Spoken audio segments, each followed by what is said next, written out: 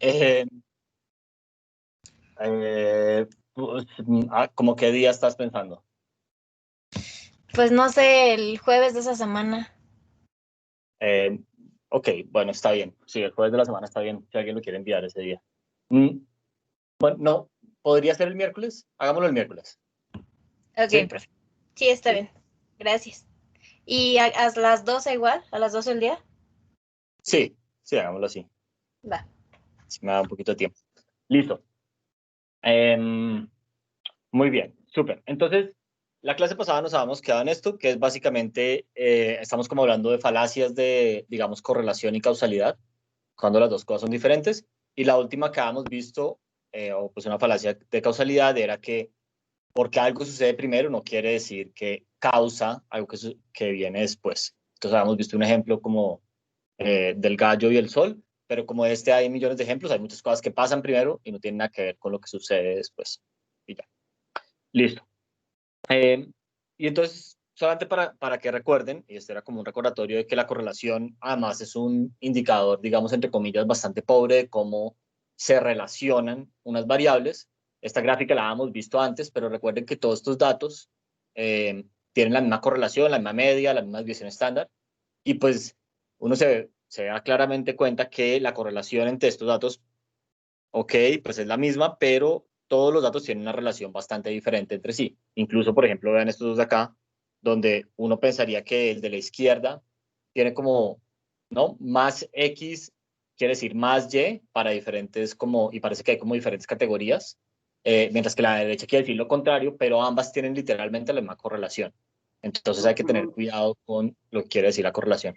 ¿está ¿Alguien tiene una compartiendo su pregunta? pantalla? ¿Cómo? ¿Está compartiendo su pantalla? Es que no me sale. Sí, ¿no? ¿No la estás viendo? A mí Yo sí me no. sale. Yo sí. ¿Nadie la está viendo? Yo sí Yo sí la la veo. veo. Sí, se ve, profe. Sí se ve. Sí se ve, a ver. ¿Quién es el que no la está viendo? Yo, José María, ahorita veo que es, entonces. Em, no sé si, a ver, pues la voy a dejar de compartir y a volver a compartir, a ver si eso hace, eso ayuda. Un segundo. Stop. Y le vuelvo a dar. Listo. Ahí se ve, ¿ya la viste o no? Ya la veo, están las gráficas amarillas, ¿no? Exacto. Sí, sí, sí. Sí, Entonces, por eso gracias. ya, en la gráfica de la izquierda uno pensaría que como que más X, pues hagámoslo como un zoom, es como más Y, hay como diferentes categorías, ¿no? Como diferentes niveles en los que esto pasa. Y la gráfica a la derecha uno pensaría que más X menos Y, pero hay como diferentes niveles. Sin embargo, la correlación entre X y Y en ambas bases de datos es la misma. Entonces, como que eso pues, le quiere decir a uno un poco que la correlación es un mal indicador de cómo se relacionan las variables. Y eso tiene que ver en gran medida todas estas gráficas que la correlación es literalmente una medida lineal de correlación, o sea, de relación entre variables.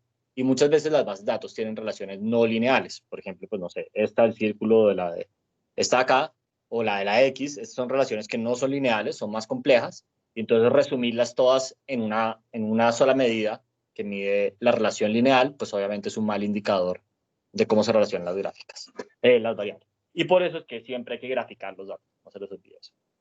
Listo.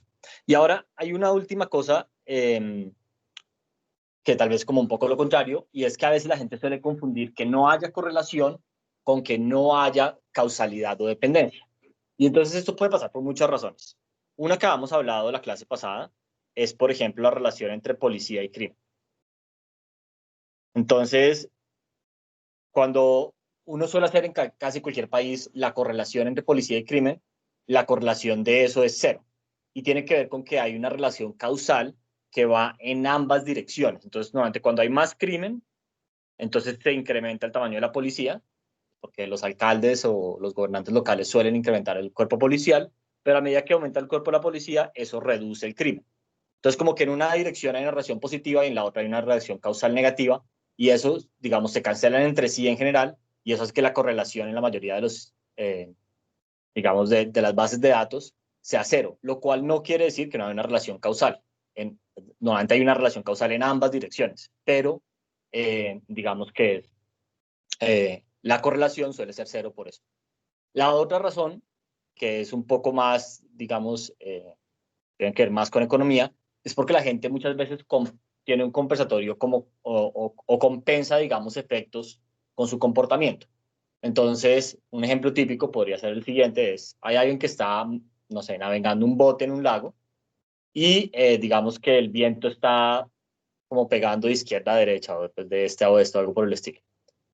Y esa persona, para no irse, digamos, hacia el oeste con el viento, lo que hace es que va manejando el bote para contrarrestar la dirección del viento y poder seguir en línea recta. Entonces, una persona que está viendo desde afuera podría pensar dos cosas. Una, el viento no tiene un efecto, depende de que observe la persona. Una, el viento no tiene un efecto en la dirección del bote, y eso no es verdad, es que la gente está compensando con la dirección. O podría pensar, no sé, el timón de este bote está roto porque la persona está que lo mueve y no se mueve hacia la izquierda ni a la derecha. Y eso tiene que ver con que esa persona está haciendo eso para compensar por algo que de pronto uno no está observando los datos, que sería el viento.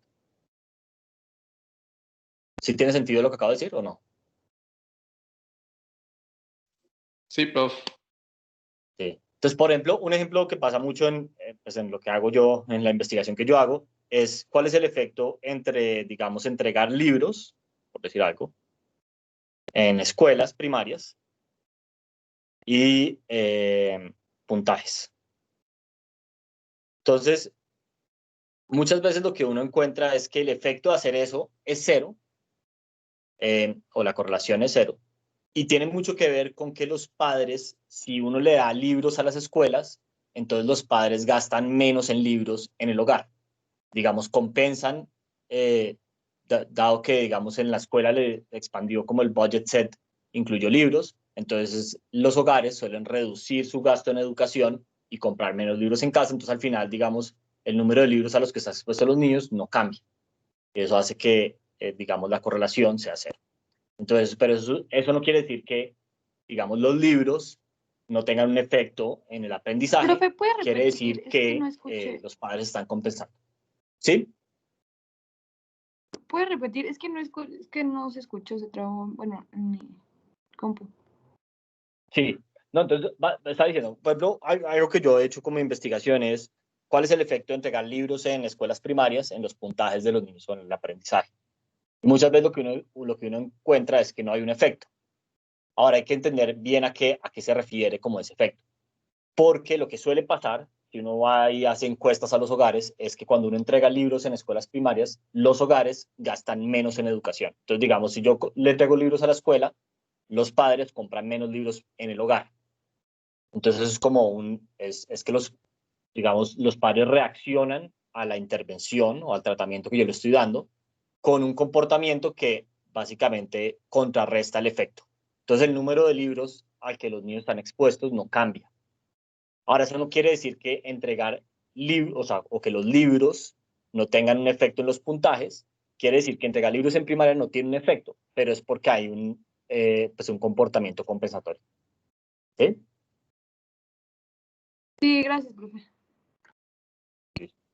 Entonces, eso es como para que hagamos ejemplos. Muy bien. Entonces, eso es básicamente, hasta ahí vamos a cómo no identificar causalidad. O sea, cómo no se hace. Y entonces ahora lo que vamos a ver es cómo identificarla o cómo tratar de identificar si el efecto de tratamiento de algo en un resultado cualquiera o que uno esté interesado. Y para eso vamos a empezar con, digamos, el estándar de oro, como el estándar de rigor más alto que tiene la ciencia, que es un experimento aleatorio. Entonces, literalmente, en los últimos años, y el Nobel del año pasado de Economía se lo dieron a 3 personas por impulsar esto que antes era, o pues todavía es, el estándar en ciencias duras, digamos biología, física, ese tipo de cosas, química, pero no era el estándar en ciencias sociales. Y desde hace unos 15, 20 años ha empezado a ser el estándar en ciencias sociales como rigor científico. Aún se hacen otras cosas y las vamos a cubrir en la clase, y eso es hacer experimentos aleatorios, pero donde, digamos, uno está experimentando sobre humanos directamente con cosas sociales y no sobre células o sobre compuestos químicos o algo por el estilo. Entonces, vamos a empezar a cubrir como el ideal o este ideal de rigor científico, que es el experimento, y después vamos a ver otras técnicas para encontrar causalidad cuando un experimento o no es, digamos, logísticamente posible o no es éticamente posible, que también puede ser. Entonces, para pensar en un experimento, ¿qué hace un experimento? Como dice su nombre, esto pues es intuitivo, pero uno lo que hace es, tiene un poco de unidades, digamos en el caso de las ciencias sociales y economía, normalmente serían humanos o un grupo de humanos o cosas por el estilo. Y uno lo que hace es que aleatoriamente asigna el tratamiento a unos y a otros no. Y después compara, digamos, cómo evoluciona la gente después del tratamiento y después del tratamiento entre los que les di y los que no les di. Eso es así como se pasan literalmente las pruebas de las drogas o los medicamentos, y así es como se van a hacer las pruebas de las vacunas del COVID. Entonces uno lo que hace es que tiene un poco de voluntarios, entre los voluntarios aleatoriamente a uno les asigna la vacuna, a otro les asigna un placebo, que básicamente es inyectarles agua o suero o algo como inocuo, y unos meses después mira cuáles son los resultados de eso. Entonces, si la vacuna funciona, uno lo que espera es que la gente a la cual vacuné no le haya dado COVID, ¿sí? Y si la vacuna no tiene efectos, digamos, secundarios, entonces también lo que espera es que la gente que le di la vacuna, pues no le vaya peor, no sé, en términos de infartos o cualquier otro como efecto adverso que podría tener la vacuna. Entonces, eso es literalmente lo que se hace en ciencia para probar medicamentos, pero también para probar cualquier teoría que uno quiera. Son experimentos aleatorios, donde yo aleatoriamente a una gente le asigno el tratamiento o lo muevo, digamos, y a otra gente no, y después comparo los resultados. Y entonces lo que vamos a ver acá es por qué hacer eso si digamos, me devuelve el efecto causal. Entonces, como digo acá, vamos a asignar aleatoriamente, esa parte es clave, a T. Y aleatorio quiere decir de verdad aleatorio. Acá hay una confusión que muchas veces tiene, es que no es aleatorio, pero que la gente a veces confunde. Entonces, un pequeño detour acá. ¿Qué no es aleatorio? Por ejemplo, ¿qué no es aleatorio? Coger, digamos, a la gente de esta clase, organizarla en orden alfabético y en orden alfabético asignar a unos, digamos, el primer tratamiento, el segundo no, el tercero sí, el cuarto no, el quinto sí, el sexto no. Es como si yo cogiera los nombres, digamos que van así, los nombres de la gente del curso, y yo a este dijera, ok, este sí es tratamiento, este es control, este es tratamiento, este es control y este es tratamiento. Eso no es aleatorio. ¿Por qué?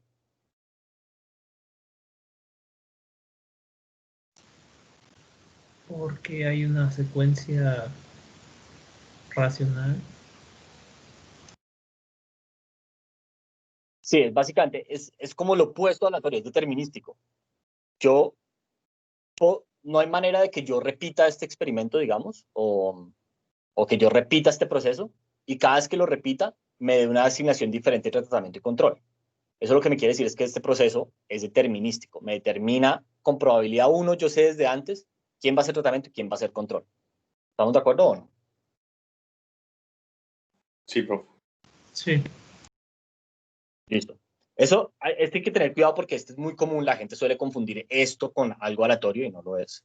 Otra cosa que la gente a veces confunde, o bueno, no, tal vez lo dejo para después, pero bueno, que sea aleatorio literalmente lo que quiere decir es que si yo vuelvo a correr la simulación en el computador, digamos, o vuelvo como a lanzar los dados, o elijo una semilla diferente en el computador, entonces cada vez va a obtener un resultado diferente entre tratamiento o sea, de asignación de tratamiento y control. Si ese no es el caso, entonces realmente no es aleatorio. Listo.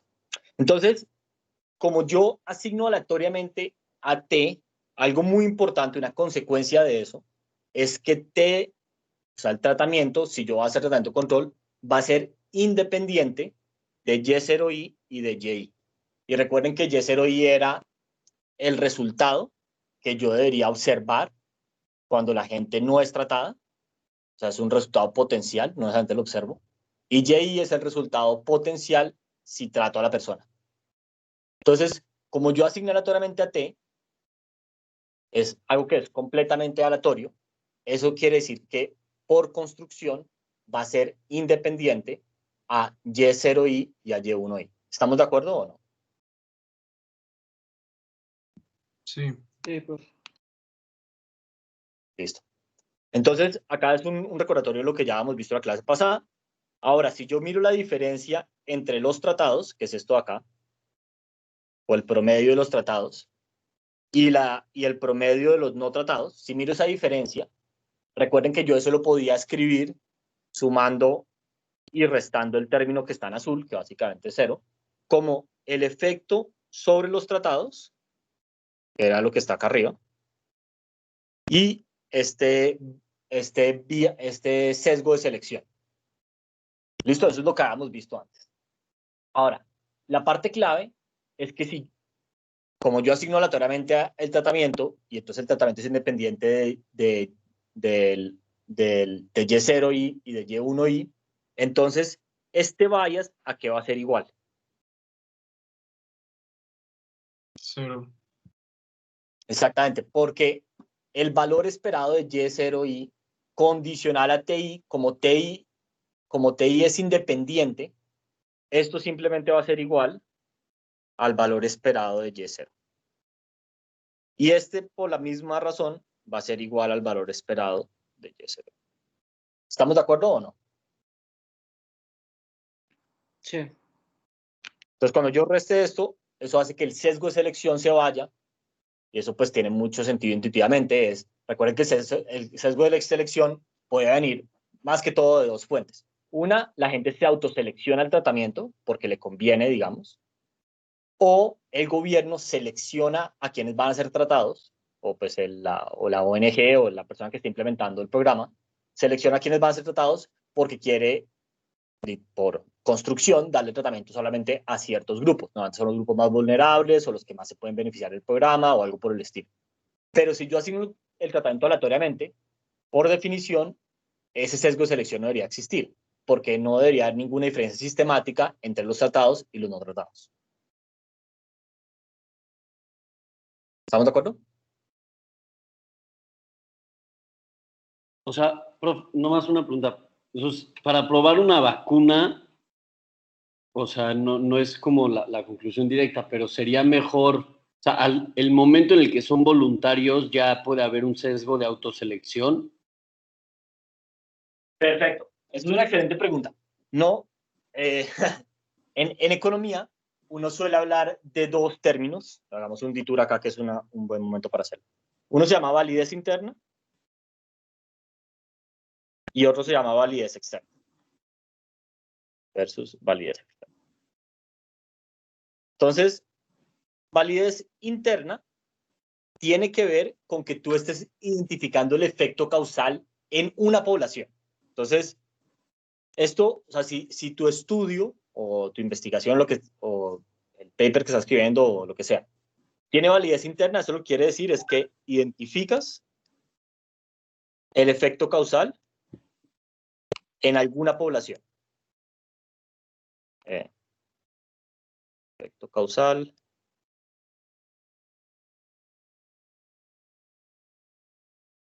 Entonces, alguna población no quiere decir que sea la población, digamos, de todo el país o algo por el estilo, quiere decir es una población particular.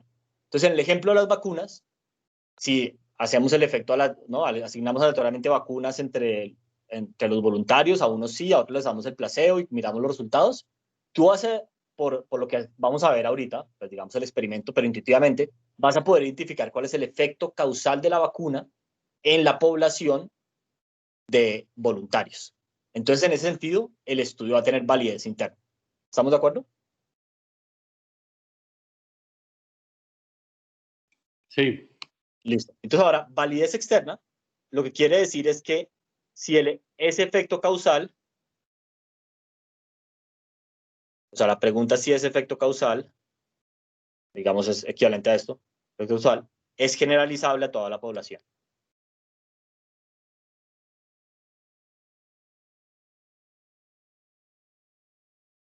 Entonces, digamos, de nuevo, en el ejemplo de las vacunas, la pregunta sería, y es una pregunta que a veces es bien difícil de responder, ¿es el efecto que yo vi acá de las vacunas, tanto los efectos positivos como los posibles efectos adversos, en la población de voluntarios, aunque yo crea que va a pasar en la población como un todo? O sea, Estoy identificando un efecto causal, que es el efecto causal de la vacuna en la población de voluntarios. Esa es la pregunta de validez interna. Entonces, eso check porque es un experimento. Ahora, ¿será que, y esto es una pregunta que es más difícil de responder, ese efecto causal que yo estoy identificando, yo lo puedo generalizar y decir que va a ser el mismo en toda la población? Esa es la pregunta de validez externa. Entonces, pensemos como posibles escenarios de la vacuna del COVID. Entonces, digamos que AstraZeneca viene, se hacen las pruebas acá en México y los voluntarios suelen ser, o solamente gente que es joven y saludable, se presenta a ser voluntario de la vacuna. Que no me parece que sea un escenario tan, digamos, loco. ¿Estamos de acuerdo o no? Sí. Sí. Listo. Entonces, la vacuna encontramos que, ok, previene el COVID, esa parte creo que todos esperamos que suceda, pero además encontramos que no tiene efectos adversos en esa población.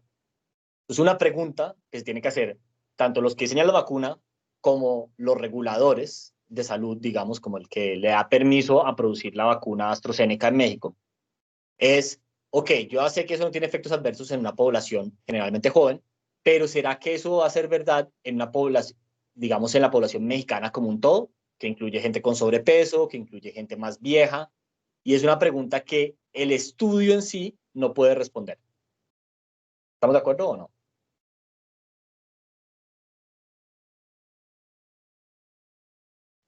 Sí. Sí, profe. Listo. Pero esa es la diferencia entre las dos cosas y es bien importante. Eso es un problema que, digamos, en el caso de la vacuna, ok, aquí puse un ejemplo como de México, pero uno podría llevar, o sea, la validez externa aplica como a toda la población, o sea, entre comillas, toda la población, pues ¿a qué te refieres con toda? ¿Estamos hablando de toda la población de todo el mundo o toda la población de México o toda la población de Ciudad de México? Como, ¿cuál es el marco de referencia, digamos? Entonces todo lo que, o sea, este ejemplo que yo acabo de poner, la vacuna, lo podríamos haber hecho, pero diciendo, ok, AstraZeneca hace sus experimentos de la vacuna, no en México, sino que los hace todos en Europa, con europeos, que es gente más rica, más saludable, que come mejor, etcétera, y encuentra que no hay efectos adversos y que, digamos, pues previene el COVID. Entonces, la pregunta que tendría que hacer un regulador en México, en Colombia, en cualquier país muy diferente de los países europeos, es, ¿será que esos estudios de seguridad y de eficacia de la vacuna que hicieron por allá en otros países, yo puedo, digamos, aplicar esos resultados a mi población, que tienen una comorbilidad diferente y unos genes diferentes, como una piscina de genes diferente? Y es una pregunta que o sea, el estudio no te va a poder responder, es una pregunta que uno se tiene que hacer y tiene que dar un salto de fe, digamos.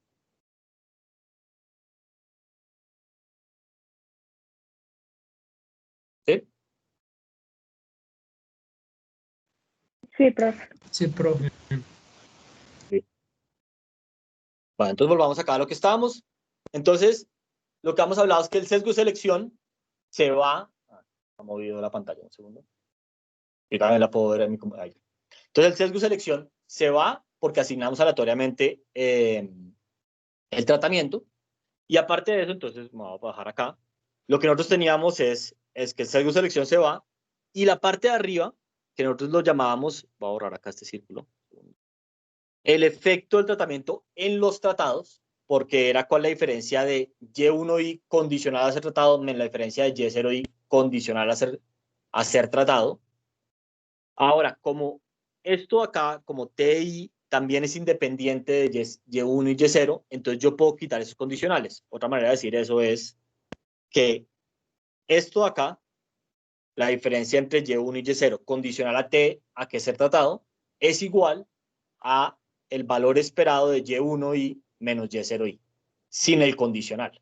Porque como el tratamiento es independiente, por lo que es aleatorio, entonces yo lo puedo omitir.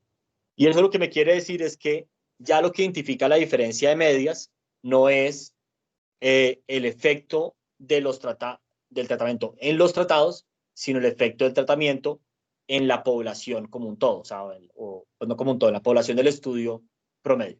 Y eso es lo que llamamos el Average Treatment Effect o el AT o el efecto promedio del tratamiento. ¿Estamos todos de acuerdo hasta ahí o no? Sí. Sí, profe. Es un gran momento para hacer preguntas porque este es como el bloque de construcción de todo lo que vamos a ver de aquí en adelante.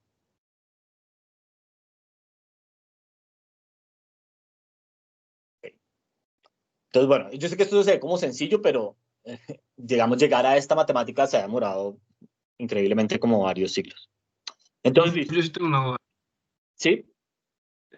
Ahorita no estamos hablando nada sobre cómo se toma la muestra, ¿verdad? De la No. población. Sí, por el momento estamos omitiendo eso. Digamos, Ok. suponemos que la población o la muestra del experimento está acomodada. Ok, gracias. Sí. Pero es una gran pregunta. Y eso, o sea, tiene que ver un poco con cómo se va a tratar la clase. La mayoría de la clase va a tratar de esto, de validez interna. O sea, de identificar el efecto causal en una población. Entonces vamos como a asumir que la muestra del estudio está acomodada y vamos a tratar de identificar el efecto causal en esa población. Pero está bien que ustedes hagan esas preguntas, pero ¿qué tiene que ver eso con validez externa y cómo puedo inferir algo al respecto de eso? Y eso la verdad es que es una pregunta más difícil y es por eso que la clase no la cubre tanto, lo cual no quiere decir que no sea una pregunta importante.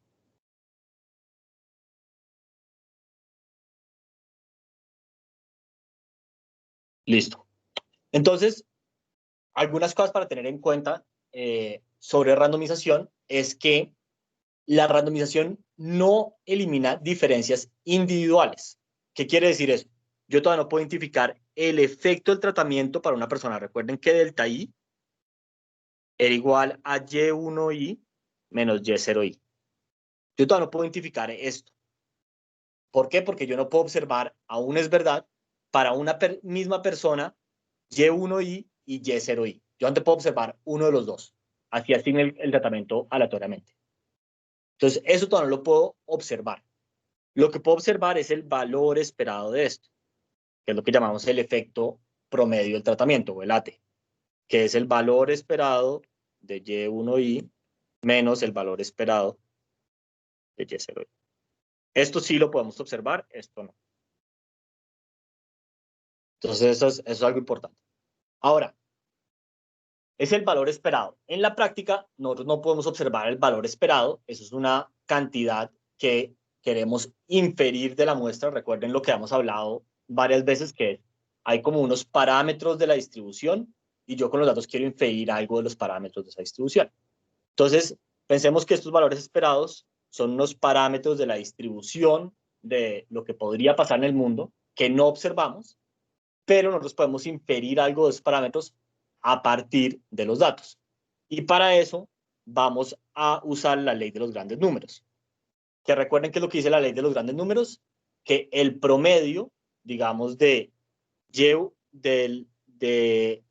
Y para los tratados debería converger en probabilidad a la esperanza de Y1I y el promedio de Y para los no tratados debería converger en probabilidad a la esperanza de Y0I.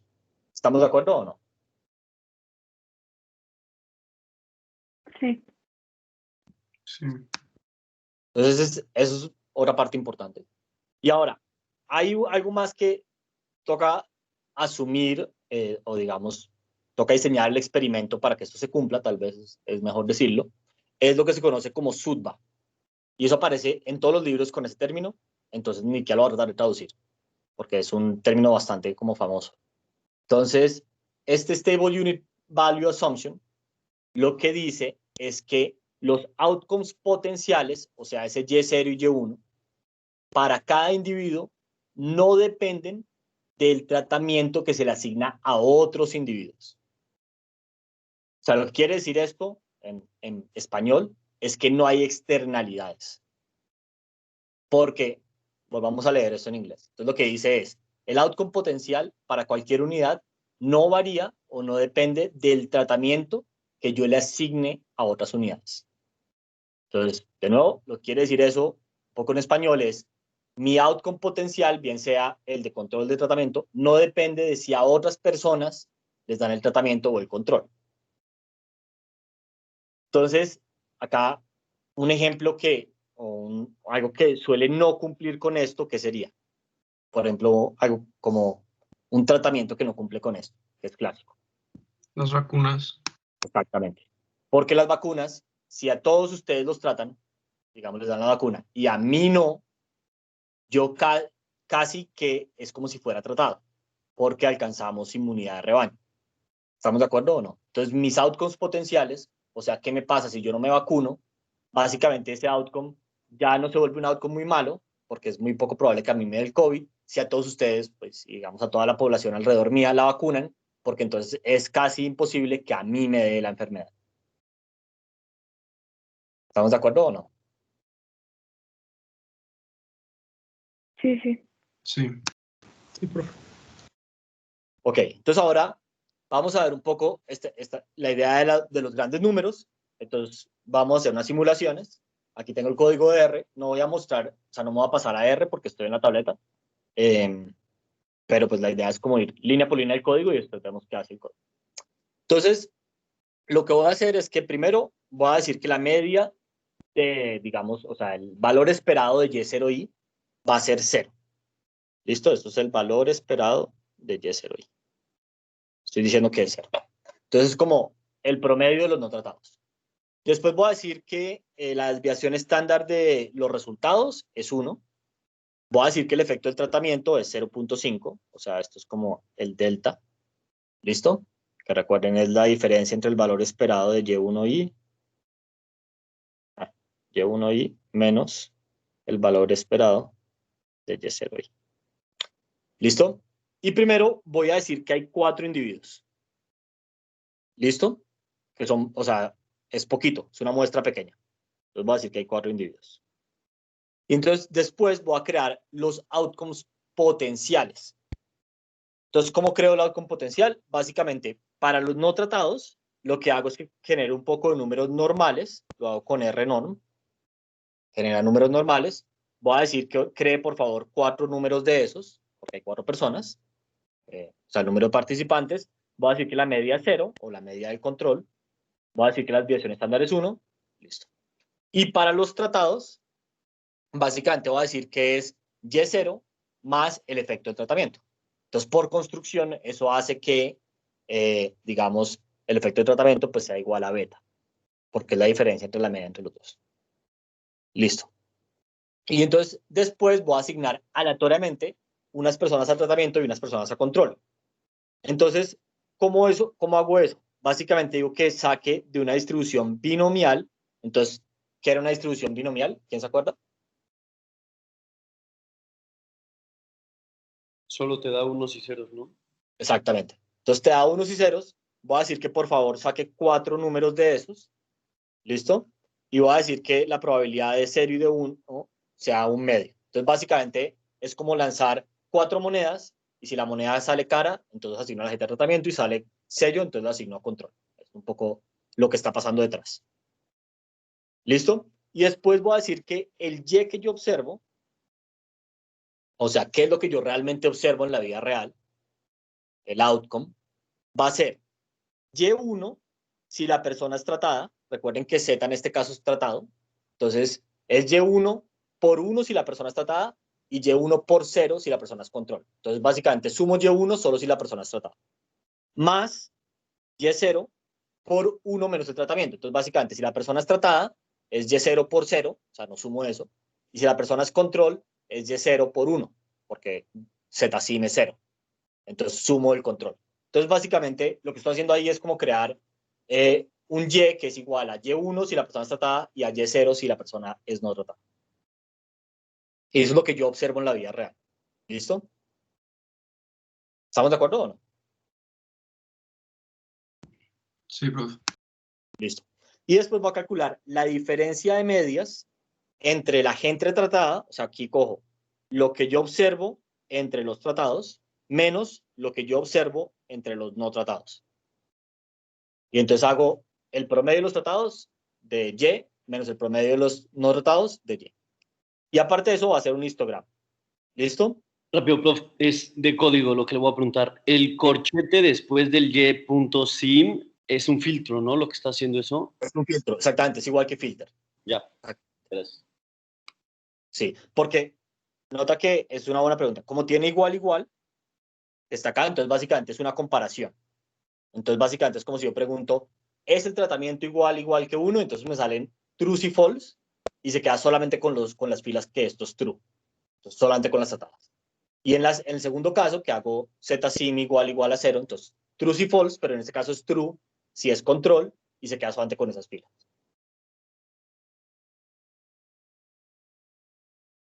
Listo. Entonces, básicamente yo dibujo, ¿sí?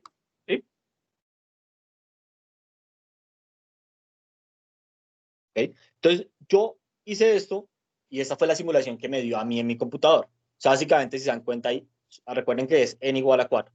Entonces, hay 3 personas, aquí se ven, que son el control, estos los voy a pintar en azul, y una persona que es el tratamiento, esta lo voy a pintar en rojo. ¿Listo? Y entonces, en línea punteada, aquí se puede ver, yo hice unas 2 uplines. En la línea punteada azul es el promedio de los controles. Este es el, por acá, promedio de los controles. Y la línea punteada roja, que está como justo acá al lado de la barra, es el promedio de los tratamientos. O de los tratados. Y entonces, esta distancia entre las dos es el efecto del tratamiento según la muestra. Y vean que este efecto del tratamiento según los datos es igual a 2 o no. O sea, la diferencia entre la línea roja y la línea azul es 2 o no. Sí. Y eso está bien lejos del efecto real, que ¿cuánto era? 4, ¿no? 0.5. 0.5, sí. Beta. 4 es el número de personas. Cierto. Y entonces eso tiene que ver, o pues tiene mucho que ver con que el número de muestras es tan pequeño que todavía la ley de los grandes números, digamos, no ha podido como hacer efecto. Porque recuerden que para yo poder decir que la diferencia entre el promedio de los tratados menos el promedio de los controles es el efecto del tratamiento, necesito que esos promedios converjan en probabilidad al valor esperado. Y para que eso sea cierto, pues necesito que el número de muestras sea muy grande. Entonces ahora vamos a hacer lo mismo, pero con 10 personas. Entonces lo único que cambié en el código de arriba es el n. Entonces ahora hago n igual a 10. Y entonces acá me da, ok, hay una gente que es tratada, que son los que están en rojo. ¿Listo? Y una gente que está en azul, que están por acá. Y de nuevo, el azul es el promedio del control y el rojo es el promedio del tratamiento. Y en este caso me da menos 0.34. O sea, aquí dio a más el signo diferente. Y de nuevo, esto tiene que ver con que el número de observaciones todavía es muy pequeño. Ahora, si lo hago con n igual a 100, o sea, ya la cosa se vuelve un poquito más grande. Entonces ahí está la distribución de qué le pasa a los controles, qué le pasa a los tratados, y la diferencia entre los dos es 0.33, que ya se parece un poco más. Y si usted lo hace con n igual a 10.000, literalmente es el mismo, pero cambiando n solamente, entonces acá le da la distribución, o acá pues yo dibujo la distribución de los tratados y de los no tratados. Aquí no se ve muy claro, pero por acá hay una línea azul, que es el promedio del control. Acá está el promedio de los tratados. Y la diferencia entre estos dos es 0.5, que es exactamente el efecto de tratamiento. Y si hacen 1.000.000, básicamente les da lo mismo, pero la distribución es mucho más suave. ¿Estamos todos de acuerdo hasta acá o no?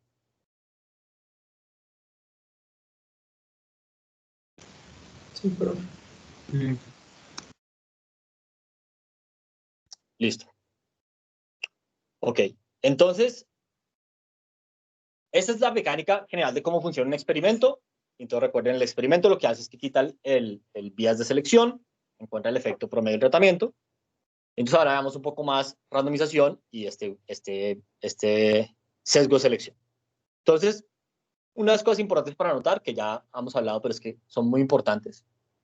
Entonces, la independencia o randomizar o asignar aleatoriamente el tratamiento implica que el promedio de los outcomes potenciales, o sea, de Y1 y Y0, es el mismo para el tratamiento y control. Pero lo que no implica y esto hay que tener cuidado porque he visto este error cometido muchas veces, es que el valor esperado de Y1i es igual al valor esperado de Y0i. Eso no es lo que implica.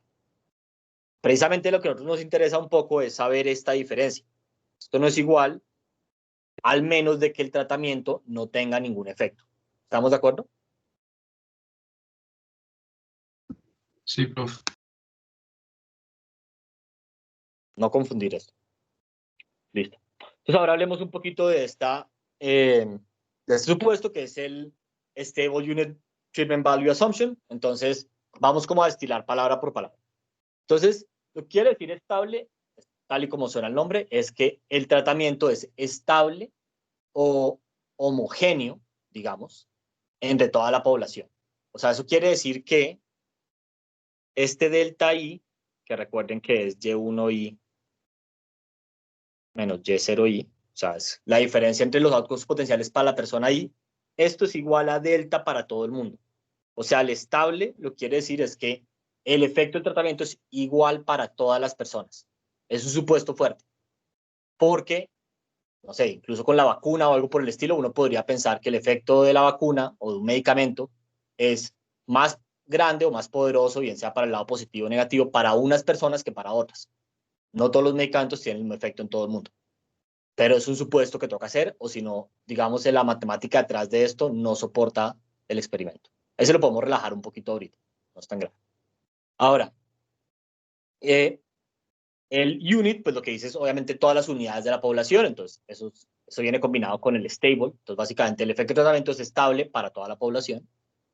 Que y el treatment value, pues, o sea, el delta, es igual para todo el mundo. Entonces, ¿qué es lo que esto implica? Que es un poco lo que está acá, que la dosis es homogénea, o sea que el efecto de tratamiento es el mismo para todo el mundo, que los efectos potenciales no dependen de a quién más están tratando ni a cuánta gente, es como, son las dos cosas. No depende a cuánta están tratando ni a quiénes en particular. Entonces, el ejemplo de la vacuna, digamos que hicimos, lo que importaba, o la violación que estamos hablando, era que a mí me importa cuántas otras personas alrededor mío están tratando, porque eso depende de mi Y0. O sea, cuál es mi outcome potencial si yo no me trato, depende de cuántas más personas estén recibiendo la vacuna. Pero, aparte de cuántas personas están recibiendo la vacuna, uno se podría imaginar que importa la identidad de quién está recibiendo la vacuna. Entonces, por ejemplo, en mi caso, si, no sé, hay 1,000 personas que están recibiendo la vacuna, pero todas viven en Campeche, eso casi que tiene pocas probabilidades de afectar mi Y0I, porque yo con esa gente no voy a interactuar de cualquier manera. Mientras que si las 1,000 personas que reciben la vacuna, digamos, son mi burbuja social, básicamente la gente con la que trabajo en el ITAM, más mis amigos, más mi familia, entonces eso va a hacer que mi outcome potencial, mi Y0, si yo no me trato, cambie bastante. ¿Estamos de acuerdo o no? Sí, profe. Sí. Entonces, lo que dice el supuesto, de nuevo, como en dos resumen, es que el efecto de tratamiento es el mismo para todo el mundo, y dos, que ese Y0 y Y1, las dos cosas, no dependen de quién, o sea, la identidad de la persona que está siendo tratada, de otras personas que están siendo tratadas, ni cuánta gente está siendo tratada, las dos cosas. Y acá hay un poco más, y es que estos son como todo lo que vamos a identificar, son efectos parciales de equilibrio. Esa parte la voy a ignorar un poco. Lo más importante son estos dos de acá. ¿Listo? Muy bien.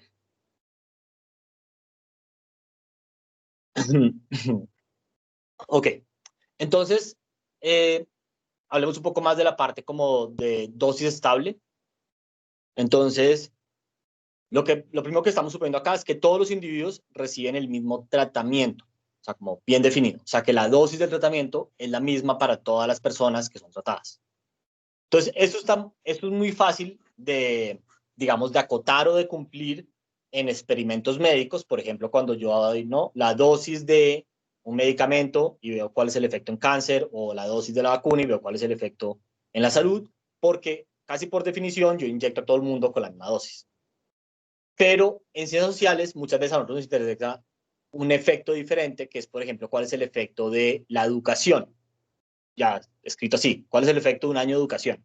O cuál es el efecto de que, no sé, te inscriban al IMSS en la salud o algo por el estilo. Entonces, ahí la cosa se pone un poco más compleja, porque cuál es el efecto de la educación o de un año extra de educación, pues uno se podría imaginar que ese tratamiento varía bastante de persona a persona, ¿o no?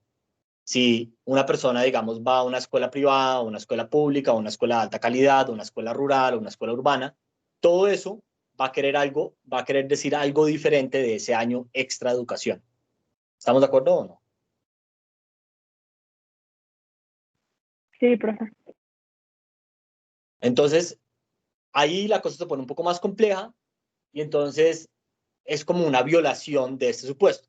Cuando pasemos esto como a digamos, a un marco teórico de regresión, eso ya no va a ser tan grave y va a ser un poco más claro qué es lo que estamos estimando, pero digamos, en el marco teórico de experimento, sin meterle nada de regresión ni nada por el estilo, es una violación del supuesto básico, porque si el tratamiento no es exactamente el mismo para todo el mundo, yo no voy a poder identificar lo que digo que estoy identificando, que es este efecto del tratamiento, usando el experimento. Esto mismo pues podría pasar con, ¿no? ¿Qué pasa con inscribirse al IMSS? Pues la experiencia de la gente en el IMSS va a ser muy diferente si está escrito a una clínica del IMSS en la Condesa, a si está escrito una clínica del IMSS en Iztapalapa. No es lo mismo. Listo. Entonces, aquí la clave es que uno tiene que ser muy cuidadoso cómo define el tratamiento. Si yo cambio y digo, ok, no va a ser el efecto de un año extra de educación, sino va a decir, ¿cuál es el efecto de un año extra de educación en la escuela promedio de México? De pronto eso se acerca un poco más a lo que el experimento está identificando, pero hay que tener cuidado con lo que uno define como tratamiento. Listo. Ahora, la segunda parte es la de que no hay externalidades a otras unidades. Entonces, acá de nuevo el ejemplo típico es vacunas. Entonces uno se puede imaginar un tratamiento que es, por ejemplo, una vacuna contra el COVID o cualquier otra enfermedad. Entonces, si una persona está vacunada, eso cambia cuál es el estado de salud potencial de otra persona, digamos la persona J, porque cuál es digamos, su salud. Si no se vacuna, va a depender de quiénes alrededor de él se están vacunando. ¿Listo? Entonces, si también tenemos eso, un experimento no va a identificar el efecto causal de la vacuna. Listo. Esta parte la voy a... Bueno, no, tal vez es importante hablarlo. Entonces, por último, la mayoría de los experimentos que uno estudia son experimentos pequeños. Por ejemplo, de nuevo, en el caso de la vacuna es, voy a hacer un piloto con unos voluntarios, voy a ver si hay efectos adversos o no, y eso me identifica el efecto de la vacuna en ese mundo. O digamos que yo hago un experimento en el cual, no sé, a 100 escuelas de México, a una le pago el triple a los profesores y a otras no, y veo cuál es el efecto de triplicar el salario de los profesores. ¿Listo? Entonces, todo eso me identifica efectos en equilibrio parcial. Pero uno se podría imaginar que si yo llego y escalo este programa, bien sea la vacuna o triplicar el salario de los profesores, esto va a tener unos efectos de equilibrio general que el experimento no va a poder calcular. Entonces, por ejemplo, en el caso de la vacuna, si yo ahora hago un experimento, o no hago un experimento, sino que vacuno a todo el país, pues eso va a tener unos efectos bien diferentes. Uno, por lo que estamos hablando de validez externa de la población, pero dos, porque la inmunidad de rebaño va a empezar a tener efecto cuando entre más y más gente vacune. Si yo hago un experimento pequeño con 100 personas, a unos les doy la vacuna y a otras no, digamos que la inmunidad de rebaño no va a tener ningún efecto. Pero a medida que yo voy vacunando más y más personas, eso va a tener un efecto diferente. Y en el salario de los profesores, algo parecido. Si yo triplico el salario de los profesores en todo el país, entonces uno se podría imaginar que eso va a tener unos efectos de equilibrio general. ¿Como cuál? ¿A quién se le ocurre que podría ser un efecto de equilibrio general de triplicar el salario de los profesores? Inflación. Sí, eso podría pasar, porque sobre todo los profesores suelen ser la persona más rica en áreas rurales, pero habría otros creo que son más directos. Pues puede ser que muchos profesores le echaran más ganas. Pero eso, digamos, en teoría debería ser lo que mide el experimento, ¿no? Yo te explico el salario, el experimento pequeño, hablemos de los 100 escuelas primero. Entonces yo te explico el salario y lo que estoy mirando literalmente es el efecto como de si tú le metes, te doy un salario más alto, la pregunta es si tú le metes más ganas o, no sé, por alguna razón, empiezas a enseñar mejor. ¿Listo? Pero ahora digamos que yo expando eso a todo el país y es una nueva política. Entonces digo, a partir de mañana todos los profesores de México van a ganar el triple. ¿Qué No podría habría, pasar en esa no política que el habría más, experimento no capture? no habrían más ¿Sí? despidos, ¿Más que? contratar menos profesores, o sea, más despidos. Claro, eso podría ser. Entonces, claro, un efecto podría ser, digamos, estoy hablando como en restricciones fiscales. Entonces, podría pasar que como ahora los profesores me cuestan más, pues digamos, no puedo contratar tantos o me toca despedir a algunos o me toca gastar menos en, no sé, útiles escolares, pues digamos, si hubiera utilidad educativa, porque ya no me tengo plata. Eso es un efecto que el experimento no capturaría de hacer esta política a nivel nacional. ¿Cuál sería otro? Puede ser que Más gente simplemente que tengas... profesor, ¿no? A ver, uno a la vez. Ajá. Gerardo primero. Más gente querría ser profesor. Exactamente. Y más gente y probablemente no van a ser los mismos, ¿o no? Si a ti de un momento a otro te pagan el triple por ser profesor que ayer, ¿qué creen que pasaría con, digamos, la distribución de la habilidad de la gente que quiere ser profesor? Bajaría, la gente menos preparada querría ser profesor, ¿no? Pues yo diría que al revés. O sea, si ahora te pagan el triple, entonces gente que antes nunca hubiera ido a la profesión docente porque no le pagan bien y hubiera ido, no sé, a trabajar a McKinsey, pues ahora dice, bueno, pues a mí en realidad me gusta más ser profesor y ya no me pagan tan mal, entonces de pronto me voy a hacer profesor, ¿o no?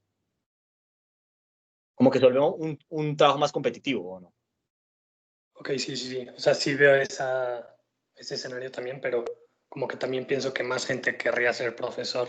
No, claro, más gente quería ser profesor, estamos completamente de acuerdo, pero pues suponemos que somos itamitas, ¿no? Que amamos el mercado hasta el fin de los días, y entonces el mercado me diría, ok, como ahora hay más competencia por ser profesor, porque pagan mejor, ¿qué debería pasar por mejor competencia?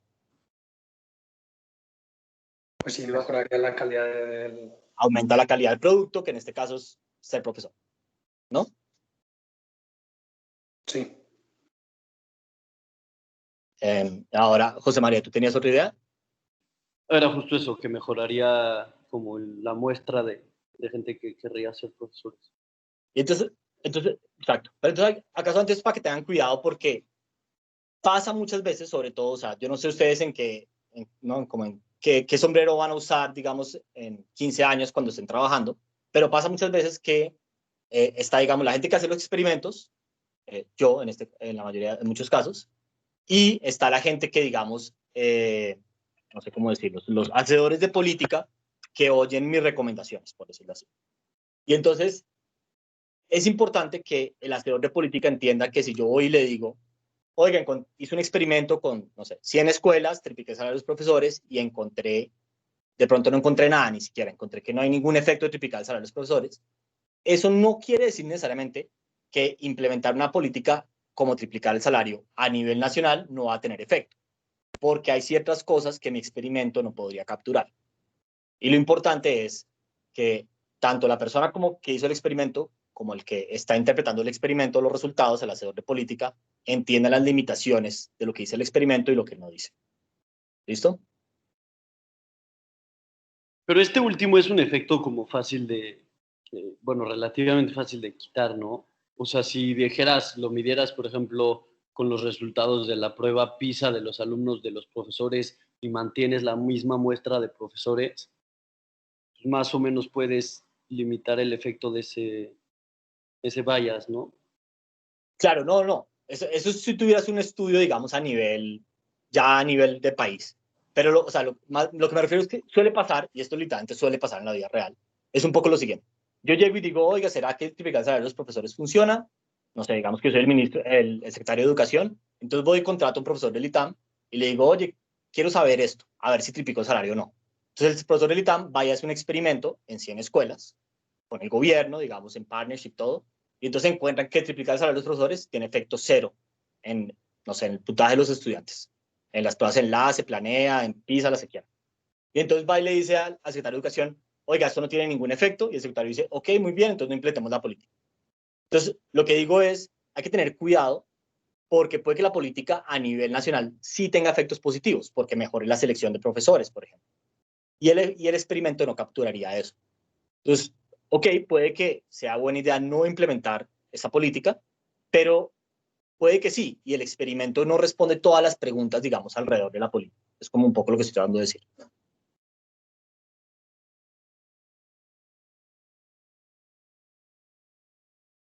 ¿Sí? Sí, profe. Listo. Entonces ahora, cuando uno tiene un experimento, la siguiente pregunta es, ¿cómo analizo los datos de ese experimento? Entonces la manera clásica, después vamos a ver cómo analizar esto con una regresión, pero la manera clásica de analizar un experimento es con lo que se conoce como inferencia de randomización, o randomization inference, o RI en inglés. ¿Listo? Es la manera clásica de analizar experimentos. Entonces la mejor manera de ver esto es con un ejemplo que está literalmente en el libro de Fisher, que es como la persona que se inventó los experimentos en ciencias sociales. Entonces, básicamente esto es como una historia de la vida real que está en el libro, pero Fisher trabajaba en una universidad en Bristol con una bióloga y esta bióloga decía que ella era capaz de identificar si en una taza de té primero echaban la leche y después el té, o echaban el té y después la leche. Los ingleses suelen tomar té con leche, ¿cierto? Entonces, Fisher decía, esto no es verdad, es pura paja, usted seguro no tiene ni idea si primero echan la leche y después el té, o el té y después la leche. ¿Listo? Esa era la especulación de Fisher. Entonces, estos pues eran un par de científicos por allá en los 50, entonces dijeron, ok, hagamos un pequeño experimento. ¿Listo? Entonces, la hipótesis nula del experimento, así como las que uno ve en estadística clásica, era que esta señora, la doctora Bristol, no era capaz de detectar la diferencia entre qué se servía primero, si el té o la leche y después el té. ¿Listo? Y entonces el experimento, para testear esta hipótesis, consistió en lo siguiente. Se hicieron 8 tazas de té, 4 se hicieron té con leche y 4 leche con té, en ese orden. Y después se reorganizaron aleatoriamente y se le dieron a la señora Bristol sin que ella supiera si eran de una manera o la otra. Ella probó las 8 y dijo cuáles 4, o pues seleccionó 4 que según ella tenían primero la leche y después el té. Y, digamos, comparando eso con la verdad, que la sabía, digamos, la gente que hizo el experimento, se podía saber si ella dijo la verdad o no. ¿Se entiende el experimento? Sí.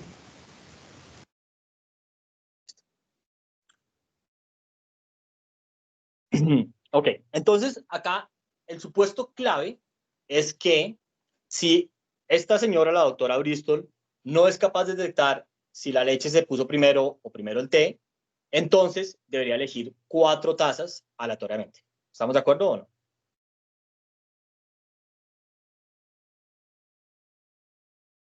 Sí, profe. Sí. Ahora, acá hay depende del libro que lean ustedes, pero acá hay como un supuesto clave y obviamente es que el experimentador, digamos, no daña el experimento. Entonces, ¿qué podría pasar? Que sirve todas las que tienen leche en tazas azules y todas las que tienen té primero en tazas verdes. Y entonces, pues ya hay una diferencia aparte de cómo se sirvieron entre las tazas de té. Otra es, no sé, digamos a las que le echó leche, entonces a todas les echa azúcar y a las que le echó el té primero, no le echa azúcar. Entonces, claro, ya hay otra diferencia aparte del tratamiento. Entonces, es clave que la única diferencia entre unas y otras sea el tratamiento. O sea, la única cosa que vamos a cambiar. ¿Listo? Esto es, si uno realmente lo hace aleatoriamente, no debería pasar que haya otra cosa como el azúcar o el color de la taza o algo por el estilo que esté, digamos, relacionado con el tratamiento, si uno verdaderamente randomizó el tratamiento, que en este caso sería randomizar cómo servimos el té. Pero es importante tener eso en cuenta. Entonces, Gerber y Green en el libro que está ahí en la referencia del curso se refieren a esto como excludabilidad, o que básicamente el tratamiento está no relacionado con los outcomes potenciales, pero pues esa es toda la idea de randomización. No debería pasar. ¿Listo? Entonces, obviamente, para minimizar este tipo de accidentes, ustedes lo que querían hacer es literalmente randomizar. Y esto vuelve al punto, por ejemplo, que teníamos acá como ya se me perdió, de organizar en orden alfabético y hacer tratamiento, control, porque eso no es randomizar. Entonces, aunque uno podría pensar que no hay diferencias sistemáticas entre, digamos, si yo los ordeno en orden alfabético, como no estoy seguro, lo mejor que puedo hacer es randomizar. Listo. Entonces, ¿dónde iba? Listo. Entonces, ¿cómo debería analizar uno los datos de este experimento? Entonces, va lo siguiente. Supongamos que la doctora Bristol efectivamente identifica las 4 tazas que son tratadas. O sea, básicamente las 4 tazas que primero se le sirvió la leche y después el té. ¿Listo? Entonces, la pregunta que nosotros nos deberíamos hacer es, ¿cuál es la probabilidad de que esto suceda aleatoriamente? Recuerden que la hipótesis nula es que la señora no puede identificar qué sirvió primero, si la leche o el té. Entonces, bajo la hipótesis nula, cuando ella seleccione las tazas, las va a seleccionar aleatoriamente. Entonces, la pregunta que nos deberíamos hacer es, ok, si ella selecciona todas las tazas de manera adecuada, ¿cuál es la probabilidad de que esto suceda por chance? Porque podría pasar que aunque ella no sepa qué se sirvió primero, adivine las 4 tazas correctamente. ¿Estamos de acuerdo o no? Sí, profe. Sí. Y entonces, para ver cómo se hace eso, pues lo primero que toca hacer es calcular de cuántas maneras posibles uno podría seleccionar las tazas. Y es un problema de conteo, no lo vamos a discutir mucho, pero básicamente sería seleccionar 4 tazas de 8. Entonces uno puede seleccionar eso de la siguiente manera, sería 8 factorial, dividido entre 4 factorial, y eso tiene que ver con, ustedes seguro vieron eso de probabilidad, seleccionar 4 unidades de un grupo de 8. ¿Sí o no? Estoy seguro que lo vieron en alguna clase. ¿O no? Sí. Sí. Y entonces hay 70 maneras posibles de seleccionar 4 tazas entre un grupo de 8 tazas. Entonces ella básicamente tiene como 70, si eligieras aleatoriamente, pues puede elegir como 70 combinaciones diferentes de tazas. Ahora, solo una de esas combinaciones es la correcta, que es la que tiene todas las tazas, digamos, con leche primero. Entonces, si ella lo hace aleatoriamente, la probabilidad de que ella seleccione correctamente las 4 tazas es 1 entre 70. ¿Estamos de acuerdo o no? Sí, profe. Sí. Sí. Y entonces el p-valor asociado con este resultado de que ella seleccione las 4 tazas es básicamente 1 entre 70, que es 0.014. ¿Por qué es el p-valor asociado? Porque recuerden qué es lo que me decía a mí el p-valor. Lo hablamos hace como un par de clases. La probabilidad de obtener un valor ha sido más extremo. Exactamente. Entonces, bajo la hipótesis nula, esa parte es clave. Entonces, bajo la hipótesis nula, que es que ella no puede discernir, la probabilidad de obtener un valor de que ella obtenga todas las tazas correctas o más extremo, pero en este caso no hay más extremo, es lo más extremo, pues es 1 entre 70. ¿Listo? Entonces, digamos, bajo la hipótesis nula, la probabilidad de que esto ocurra es, otra manera de decirlo, es 1.4%. ¿O no? Correcto. Sí. Y entonces uno puede comparar, ok, si la señora efectivamente seleccionó las 4 tazas, pues básicamente lo que uno está tratando de hacer aquí como en la cabeza es, ¿qué es más parsimonioso con los datos? Creer que ella no sabe efectivamente si se sirvió primero el té o la leche, o creer que ella sí sabe. ¿Cuál de las dos cosas creen ustedes que es como más parsimoniosa con los datos? Creer que ella no sabe.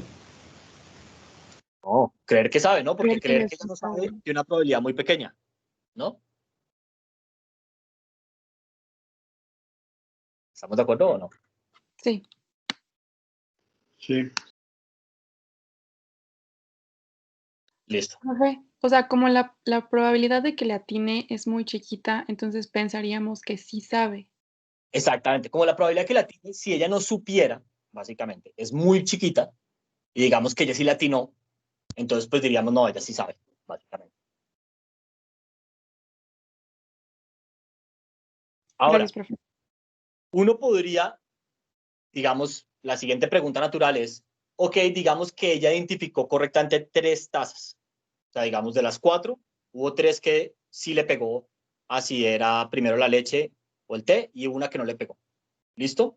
Y entonces la siguiente pregunta que uno se debería hacer es, ok, ¿será que yo ahí debería decir, creerle a ella y pues darle como, digamos, el beneficio de la duda de que se equivocó por chance, o no creerle? Entonces lo que deberíamos hacer es como la misma lógica de lo que acabamos de hacer. Entonces, como ¿Cuál es la probabilidad de que ella identifique 3 copas aleatoriamente? ¿Listo?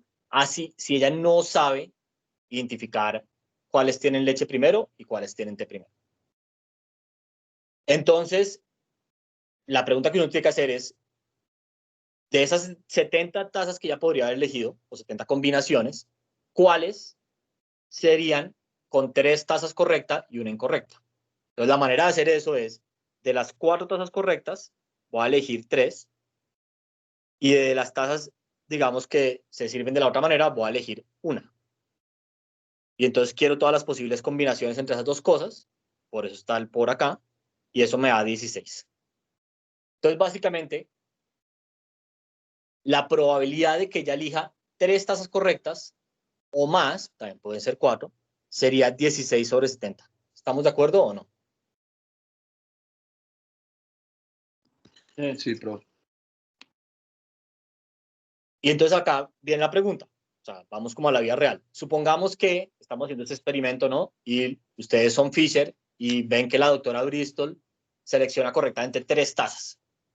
¿Ustedes le creerían que ella sabe distinguir entre si sirvió primero el té o si sirvió primero la leche o no?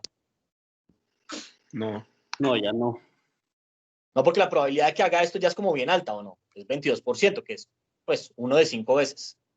No.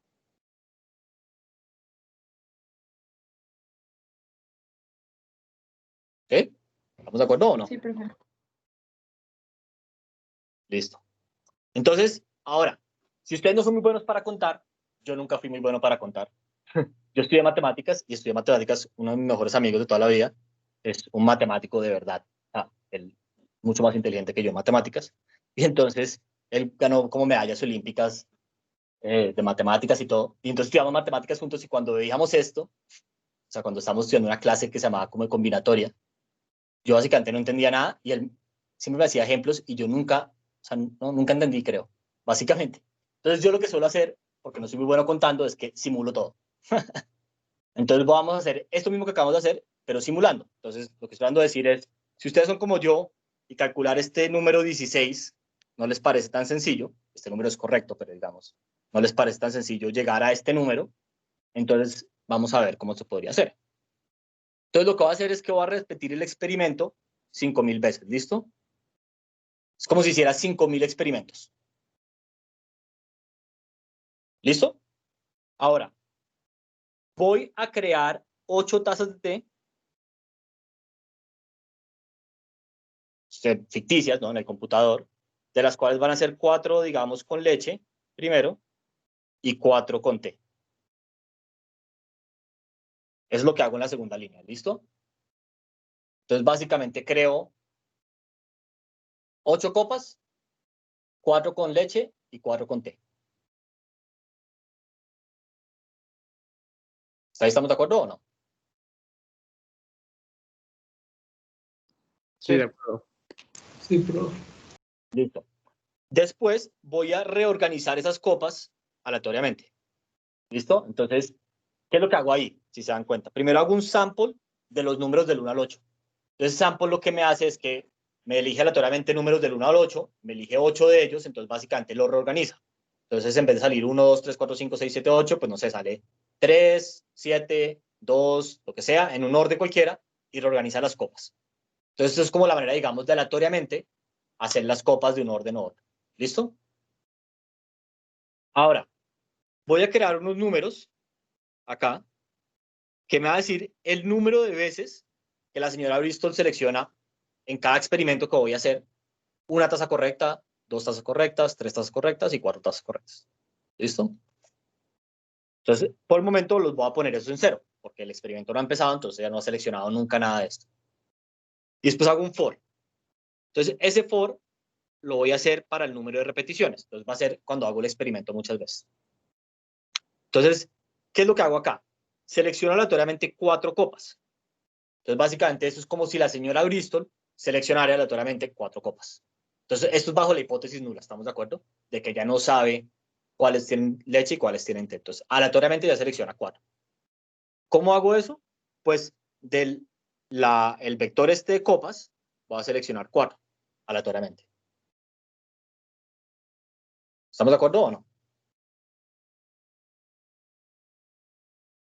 Sí, pero Listo. Y entonces el número de copas correctas, ahora estamos de acuerdo, pues va a ser cuáles de esa selección son iguales a leche. Entonces eso básicamente me saca me debería sacar un vector de longitud 4, porque selection tiene longitud 4. Selection puede ser o té o leche. Y básicamente si es igual a leche, entonces como que la señora Bristol adivinó correctamente, digamos, y entonces me sale true. Y si es igual a t, entonces me sale false. Y entonces cuando sumo todo eso, me da el número de copas que ya adivinó correctamente que tiene la leche primero. ¿Estamos de acuerdo o no? sí. Sí, profe. Un supuesto clave acá es que esto es bajo la hipótesis nula. Listo. Y entonces ahora, si el número de respuestas si el número de todas correctas es igual a 1, entonces al número de correctas, pues le sumo 1. Al número de correctas underscore 1 le sumo 1. Si el número de correctas es 2, entonces al número de correctas 2 le sumo 1. Si es 3, entonces a veces le sumo 3. Y si es 4, le sumo 4. ¿Listo? Entonces, básicamente, al final de este for, num correctas va a tener, num correctas, rayita abajo 1 va a tener de estos 500 experimentos, o 5000, no me acuerdo cuántos hice, cuántos ella va a haber adivinado exactamente una copa correcta. Después, num correctas 2 va a tener cuántas veces adivinó 2 copas correctamente. Después, cuántas veces 3 y después, cuántas veces 4. ¿Estamos de acuerdo o no? Sí. Listo. Y entonces ya acá al final, lo que voy a hacer es que voy a calcular básicamente la proporción de experimentos en los cuales ella obtuvo una copa correcta, después la proporción de veces que obtuvo 2 copas correctas, la que obtuvo 3 y la que obtuvo 4. ¿Estamos de acuerdo o no?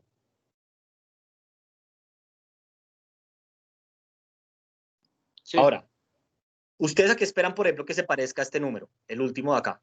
Num correctas 4 dividido entre num rem. A .01, ¿no? Exacto, a 1/70.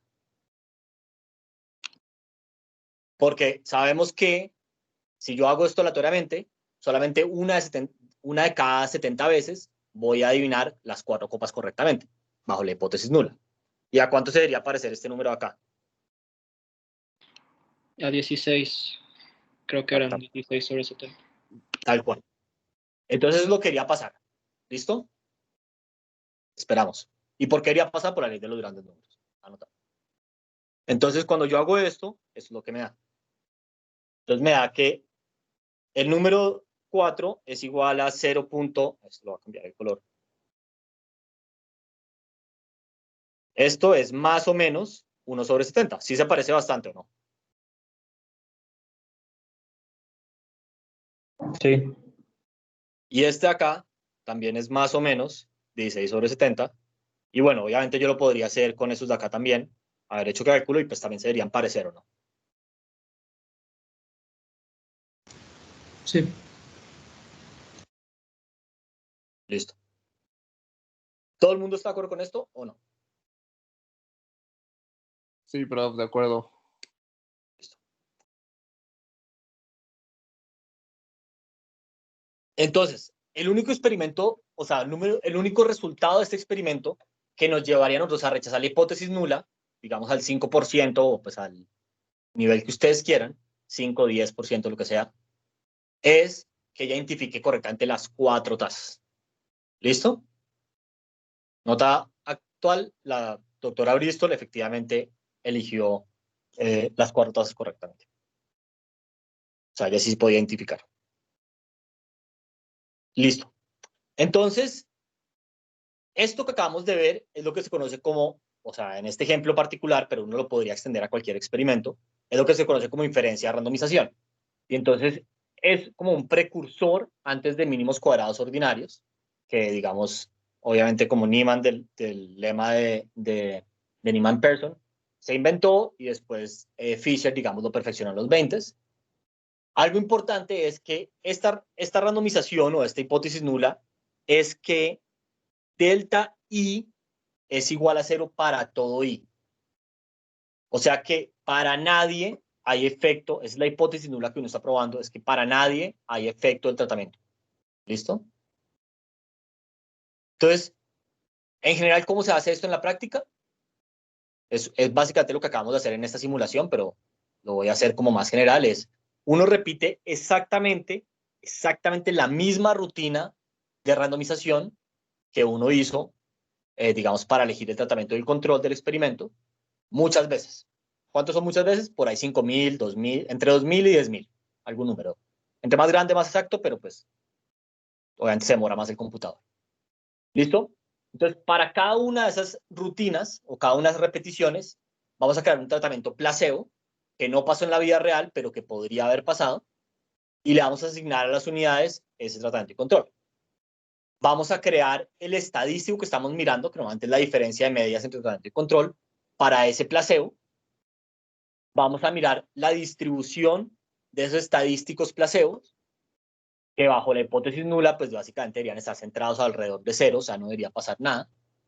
Vamos a ver qué pasa con el estadístico que sí observamos en el experimento, o sea, la diferencia entre los tratamientos y controles, y vamos a comparar si ese verdadero está en la cola derecha o en la cola izquierda de la distribución. Entonces, básicamente, lo podemos pensar de esta manera.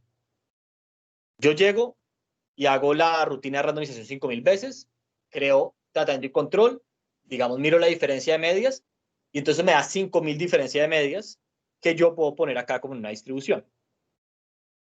Digamos que la diferencia de medias se viera algo así. El histograma. Y acá está 0. Y entonces yo después lo que hago es que, y es lo que acabamos de hacer conceptualmente con lo del T, yo lo que hago es que comparo lo que pasó en la vida real, que en el caso de experimentos que la señora sí seleccionó las 4 tazas de té, con lo que pasaría en el experimento, y entonces, no sé, si está por acá en la cola derecha, digamos acá, entonces rechazo la hipótesis nula porque está muy lejos de 0, o sea, es muy poco probable que por chance lleguemos a esa diferencia entre tratamiento y control, pero si la diferencia está, no sé, por acá, entonces no rechazo. ¿Estamos de acuerdo o no? Sí, profe. Sí, profe. Listo. Entonces, por ejemplo, hagamos como un ejemplo.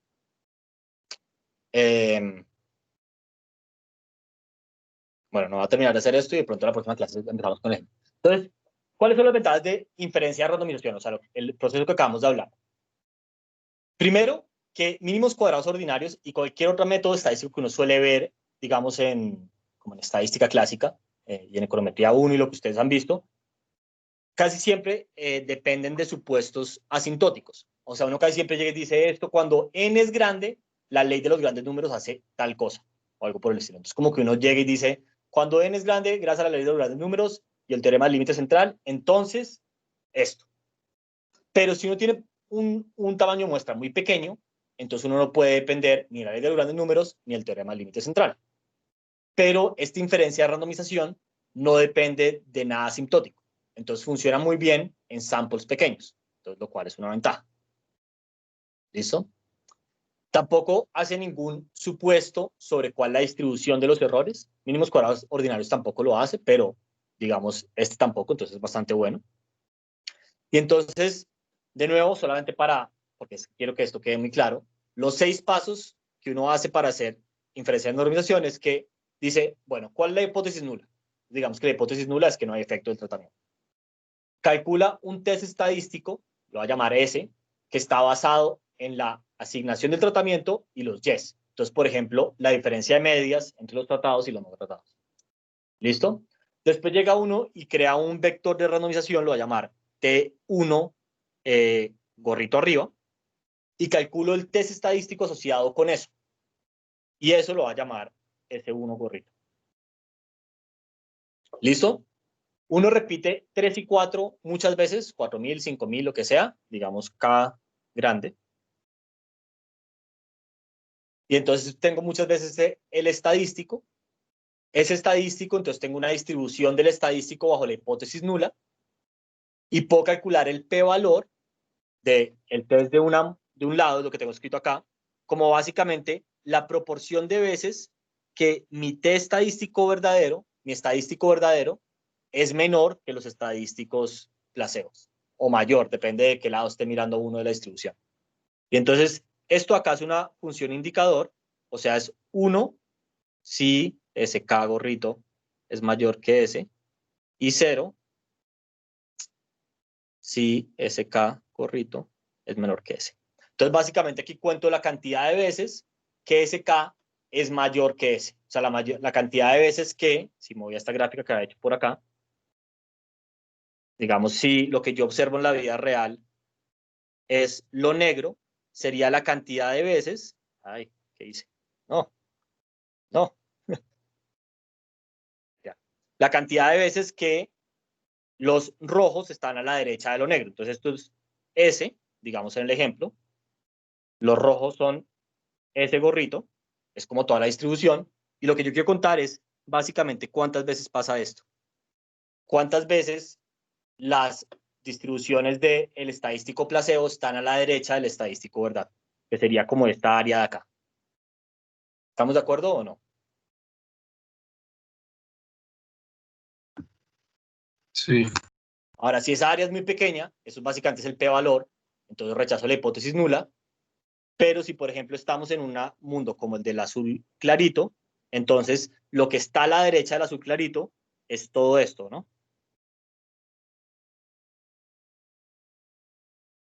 ¿Estamos de acuerdo o no? Sí, profe. Y entonces, si esa área es muy grande, digamos, no sé, mayor al 0.5% o lo que sea, al 5%, entonces no puedo rechazar la hipótesis nula.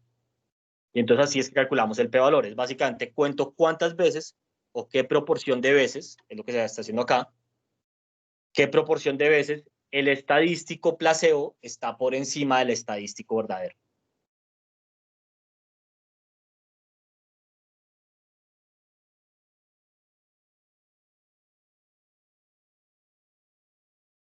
¿Estamos de acuerdo o no? Profe, Sí, profe. ¿sí? ¿Podría repetir qué es el estadístico placebo? Claro, entonces, o sea, básicamente yo llego y hago una randomización. ¿Listo? Y entonces bajo esa randomización asigno las vacunas, digamos, del COVID, o sea, o el tratamiento que tú quieres. Entonces, a los tratamientos les doy la vacuna, a los otros les doy un placebo, y unos meses después miro la diferencia entre tratamiento y control. La pregunta que yo quiero hacer es saber si esa diferencia es, digamos, estadísticamente significativa. O sea, si es una diferencia que es muy poco probable que ocurra por puro chance. ¿Listo? Entonces, ¿cómo hacemos eso? Yo voy a correr la misma randomización que corrí en el computador para asignar tratamiento y control, pero la voy a correr no una vez, sino 5.000 veces, con una semilla diferente, digamos. Entonces, me da 5.000 posibles asignaciones entre tratamiento y control. ¿Estamos de acuerdo? Sí. Que no pasaron en la vida real, pero podrían haber pasado. O sea, ¿Sí? en el del té, el placebo es. O sea, ahí no entiendo muy bien. Espérate, ya me vuelvo al ejemplo del té, pero mira, vamos un segundo. Entonces, digamos la vacuna. Así, yo llego y en el computador hago una randomización, así digamos una binomial, que me dice quién recibe el tratamiento y quién no. ¿Listo? Y yo unos meses después miro la diferencia entre tratamiento y control, y yo lo que quise saber es si esa diferencia es poco probable que ocurra por chance o no, para saber, digamos, si la vacuna es efectiva. Entonces, para responder esa pregunta, lo que yo puedo hacer es, corro ese mismo programa de computador que hice para asignar tratamiento y control, pero no una vez, sino 5.000 veces. Y entonces tengo 5.000 posibles asignaciones de tratamiento y control, o sea, son como 5.000 vectores de tratamiento y control. ¿Hasta ahí estamos de acuerdo? Sí, de acuerdo. Listo. Esas 5.000 son cosas que podrían haber pasado, pero por puro chance no pasaron. La que pasó fue la que a mí el computador me dio la primera vez. Pero si eso es como lanzar monedas, pues digamos, tanto como pudo haber pasado, digamos, el primer lanzamiento de monedas que yo hice para asignar tratamiento y control, pudo haber pasado millones otros, ¿o no? Sí.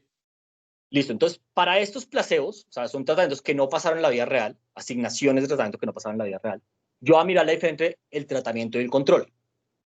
Entonces, la hipótesis nula, si es que no hubo efecto, pues básicamente me da cuáles son las diferencias que podría haber en todos los posibles tratamientos y controles que podrían haber pasado en la vida real, pero que no pasaron, en la diferencia de medias, digamos. Entonces, ese es el estadístico placebo. Ok, un poco más claro. ¿Listo? Entonces, ¿qué podría haber pasado? Bajo otras asignaciones de randomización que no pasan en la vida real, pero que podrían haber pasado. Entonces, esto me da, digamos, como cuál es la distribución de la diferencia entre los tratamientos y controles que podrían haber pasado por puro chance. Entonces, yo digamos que tener la distribución que está en rojo es lo que podría, la diferencia entre tratamiento y control que podría haber pasado por chance, es lo que está ahí. Y después miro la que pasó en la vida real, que es, digamos, pues tengo dos ejemplos. Uno es Una pregunta negra. rápida. Para correr todas las simulaciones, ¿estamos haciendo algún supuesto sobre las distribuciones de los resultados, de los posibles outcomes? Ninguna.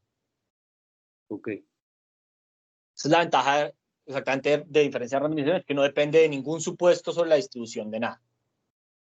Ni de la ley de los grandes números, ni el teorema del límite central.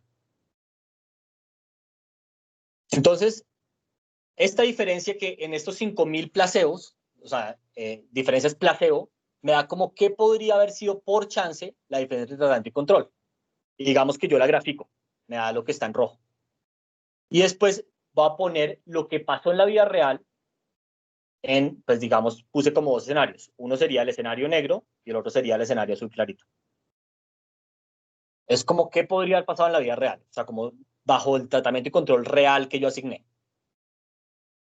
Y entonces, básicamente, si lo que yo observo está en la cola de la distribución, está muy poco probable que pase, entonces digo, ok, no, pues esto probablemente no pasó por chance y voy a rechazar la hipótesis nula de que no hay efecto y digo que hay un efecto. Pero si, digamos, está como el punto azul clarito, donde hay muchas otras cosas como esa que podrían haber pasado o más extremas incluso, entonces digo, no, realmente esta diferencia que observo, la diferencia azul, es muy probable que haya pasado por chance, entonces no puedo rechazar la hipótesis nula.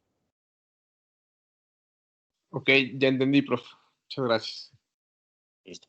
Entonces, voy a dejarlo aquí, pero voy a responder, o sea, los que quieran ir se pueden ir, voy a responder rápidamente la pregunta del T, de cómo se relaciona esto con el T. Entonces, la mejor manera es pensarlo en la simulación que yo hice. Entonces, aquí lo que estamos haciendo es como si el tratamiento, o pues digamos lo que podría pasar, bajo la hipótesis nula, esta persona no sabe seleccionar T o no. Entonces yo voy a decir, ok, es como si yo repitiera el experimento 5.000 veces y esas 5.000 veces la persona selecciona aleatoriamente 4 tazas de T. Entonces, bajo la hipótesis nula de que ella no sabía, la pregunta es cuántas veces ella le atinaría a seleccionar 4 correctamente. Entonces lo que nos dio es que eso pasaría 1 entre 70 veces, pues eso lo sabemos matemáticamente, pero acá nos dio, pues calculándolo, que era más o menos 1 entre 70. Ahora, si en la vida real la persona eligió, ¿no? Como, digamos, otra manera de decirlo es lo siguiente. Es como si yo graficara acá, digamos, acá está número de tazas correctas.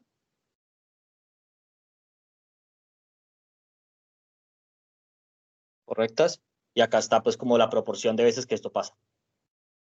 Y entonces, pues, digamos, acá está 0. Y entonces acá es la proporción de veces que ya eligió 0, la proporción de veces que eligió una correcta, aquí la proporción que eligió 2, que eligió 3 y que eligió 4, que es súper pequeña. Entonces, 1 entre 70. Esa es la distribución de cuántas tazas correctas ella podría haber elegido bajo la hipótesis nula. Ahora, lo que nosotros observamos en la vida real es que ella eligió 4, o sea, es esto de acá. Entonces, efectivamente, la probabilidad de que pase eso o algo más extremo es muy pequeña, entonces rechazamos la hipótesis nula. ¿Tiene sentido o no?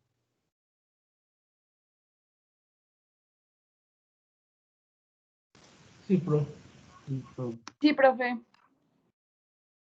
Listo. Entonces, bueno, entonces si quieren dejamos acá y la próxima clase seguimos donde nos quedamos. Sale, nos vemos, profe. Vale, gracias por poner grabando. Gracias, profe. Oiga, pues, Olga, Gracias, profe. listo. Nos vemos. Prof, tengo una duda. Sí, dímela.